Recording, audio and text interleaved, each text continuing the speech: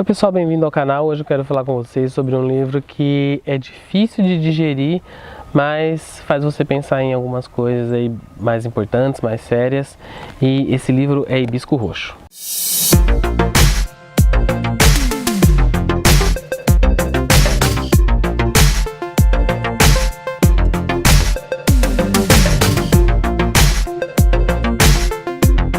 Bom, Hibisco Roxo ele foi escrito pela Chimamanda Adichie, que todo mundo conhece aí, né? Escritora feminista nigeriana e que tem, graças a Deus, ganhado bastante destaque aí na mídia nos últimos anos. E essa história aqui foi a primeira que ela escreveu, é o primeiro livro dela, e ela vai contar a história da Kambili. Kambili é uma adolescente nigeriana, ela tem irmão, pai e mãe. O pai dela é o Eugene, que tem várias fábricas de alimentos, de produtos industrializados. Ele também é dono de um jornal. E ela tem um irmão, o Jaja, e eles vivem com uma série de privilégios e facilidades que a maioria das pessoas lá na Nigéria não tem.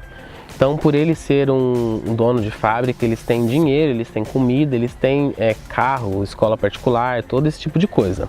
Porém, o Eugene é um católico extremamente rígido. E isso vai fazer com que o Eugene seja totalmente alienado assim, né, do modo de vida que não seja o da igreja. Ele é extremamente contra qualquer comportamento que não siga ali os preceitos religiosos dele. Então, dentro da casa do Eugene, todo mundo vive num regime autoritário. A Kambili, o irmão dela e a mãe, eles não se comunicam, eles não se olham, não se tocam, não conversam, eles falam baixo, eles só falam quando o pai entra em contato, quando o pai direciona a palavra a eles. Eles não possuem tempo hábil para brincar, para lazer, eles têm um horário rígido para a escola, para orações. O tempo que eles passam junto em família serve apenas para ou discutir assuntos da igreja ou ficar sabendo de algumas notícias do país, porque o país está passando por um processo de revoltas contra o governo e de líderes políticos corruptos tentando tomar o poder. Isso não é nada estranho à nossa realidade. E além de tudo, o Eugene é extremamente violento. Então, qualquer desvio na conduta das crianças, ele espanca elas. E não é uma surra qualquer, são surras que deixam marcas tanto físicas e principalmente emocionais nas crianças. A mãe da Kambili, ela se ressente muito por ela ter conseguido dar apenas 2 filhos para o Eugene.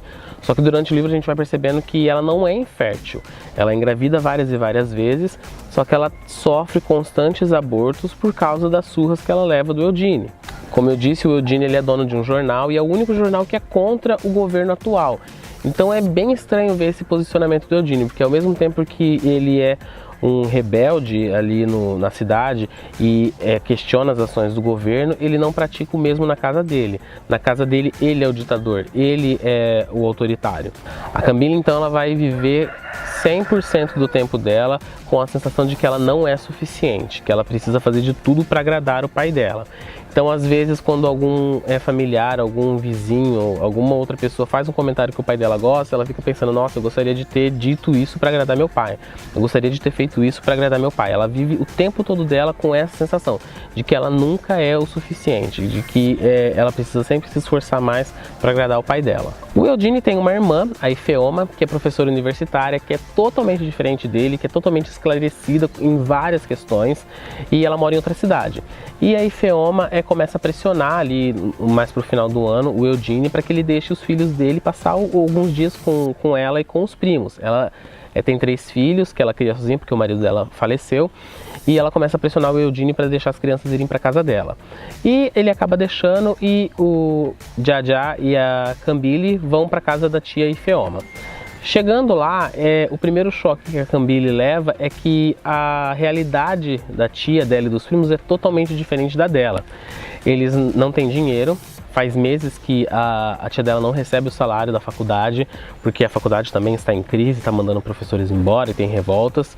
Então eles vivem com pouca água, com a eletricidade faltando várias vezes, com pouca comida, sem nenhum conforto, sem nenhuma regalia, sem nenhuma facilidade. Então esse é o primeiro choque que a Kambili vai levar, porque ela fica se indagando como que o pai dela, que é irmão da Ifeoma, tem tanto dinheiro, tem tanto privilégio e a irmã dele e os sobrinhos vivem com tanta dificuldade. E o lar da Ifeoma é totalmente diferente também no aspecto emocional. Eles são crianças, os primos dela são crianças que se comunicam, que riem, que opinam, que debatem com a mãe vários assuntos, e ela não consegue ser desse jeito. Ela gostaria muito de ser igual aos primos dela, mas ela não consegue. E é na casa da tia Ifeoma que ela vai entrar em contato com o avô paterno delas. Sim, o pai do Eudine.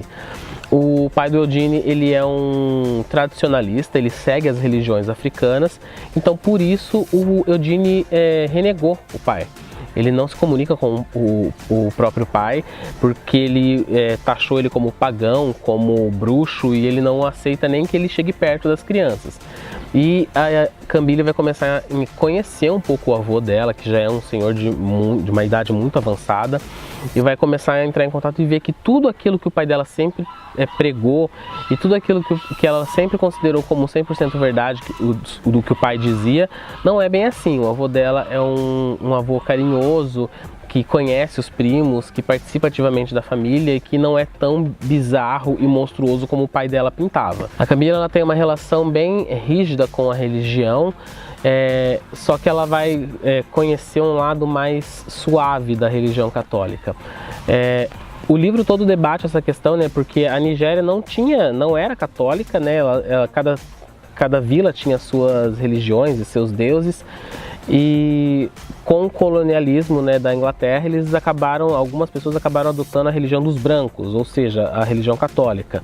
E isso é levado com tanto afinco pelo pai da Cambile que ele considera os padres brancos mais dignos de confiança. Ele se esforça para falar com sotaque em inglês, porque ele se acha mais digno e mais educado se ele fizer isso. Então vai mostrar como que esse colonialismo deturpou muito a identidade ali dos nigerianos, né, fazendo com que eles aceitassem uma cultura que não era deles. A Cambile vai conhecer também um padre que é totalmente diferente do padre que ela estava acostumada, porque ele é mais leve, ele conversa, ele é mais brincalhão, e isso não significa que ele tenha menos fé. Ele vai mostrar um lado mais amoroso da fé para Cambile. E, enfim, né, nem precisa falar que todas essas mudanças de cenário, de posições e de opiniões vão fazer com que a Cambile repense muita coisa da vida dela. Esse aqui é um livro pesado, difícil de digerir. Você vai lendo ele aos poucos, porque tem algumas passagens que são muito assim angustiantes, violentas. E assim, a maioria das pessoas talvez não goste do desfecho desse livro, mas como é um livro que ele não é uma fantasia, ele tenta ser o mais real possível e se aproximar da realidade ali daquelas pessoas, né, da Nigéria, o final não é desproposital. Infelizmente, né, na vida nem tudo é como a gente gostaria que fosse. E isso aqui é um livro, né, que é bem realista, bem vida real mesmo. Enfim, um livro que você precisa ler, coloca aí na sua lista de desejados, na sua pilha de leitura.